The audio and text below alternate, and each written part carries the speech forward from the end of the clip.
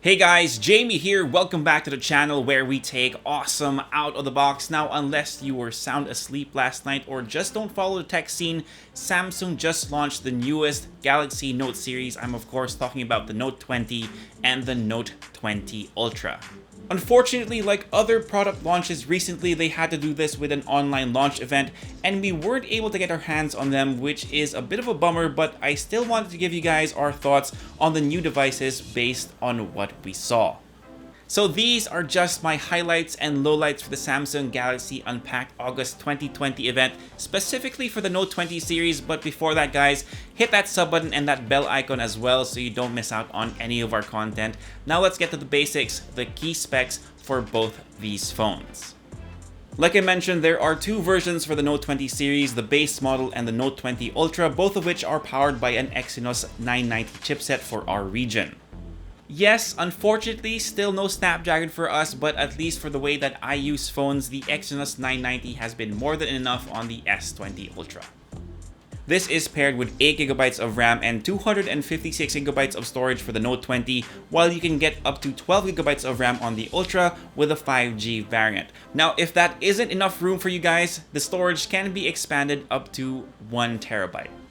You're getting a 4300 mAh battery on the Note 20 and slightly more juice on the Ultra at 4500 with fast charging that should get you 50% in 30 minutes.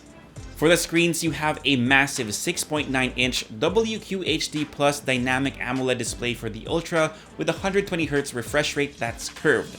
On the Note 20 though, that curve is gone. The display tops out at Full HD Plus and is capped at the usual 60Hz.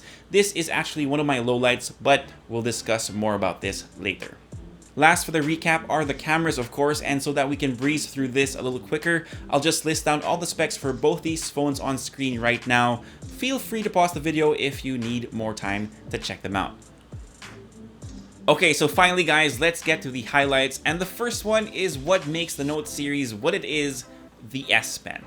They bumped down the latency all the way down to 9 milliseconds, at least for the Ultra model. This means that the S Pen is going to be even more responsive and should feel even closer to using an actual pen. Now, it might not seem like a huge thing for regular smartphone users, but I'm sure Leia, who absolutely needs and loves using her Note 10 Plus for business purposes, will appreciate the lower latency when jotting down notes and signing documents. Now, the second highlight for me has to do with the cameras and the fact that they're using a laser autofocus system replacing the time-of-flight camera for the Note 20 Ultra. Now, for those of you who aren't in the know, this means faster and better focusing when taking snaps and for videos as well. Now, sadly guys, we don't have the phones with us, so I can't show you guys any sample images or sample videos, but hopefully they get to us soon so we can show you what these cameras are capable of. The third highlight for me has to do more with the software side of things, such as better app integrations take advantage of the S Pen. You got wireless decks for Miracast enabled displays, and this isn't really software, but the option to get 5G variants for future proofing. Of course, these are the things that we're going to have to discuss further once we get our hands on both these devices, but that pretty much does it for all the highlights. For the lowlights, they mostly have to do with the base model of the Note 20 and the compromises they've made with it. For context, the Note 20 is going to be priced at 53,990 pesos when it arrives here in the Philippines, which is a lot of money to spend. So when Samsung said that they'd be using reinforced polycarbonate, aka plastic with a fancy name, let's just say I was surprised and disappointed. The second is that the display is capped at 60Hz. Now, to be completely honest with you guys, for my use, having a display with this refresh rate is totally fine, but for the money, the option to go 120Hz was pretty much expected since even the base model for the S20 had a high refresh rate. In fact, you're also getting the same camera setup on the S20, so that might be a better option for you unless of course you really need the S Pen, which by the way has a higher latency on the Note 20 at 29 milliseconds versus the 9 on the Ultra. Now, don't get me wrong, the Note 20 is still a good smartphone, but I feel like they may have compromised too much, especially with a plastic back, which is highly unusual for a flagship phone.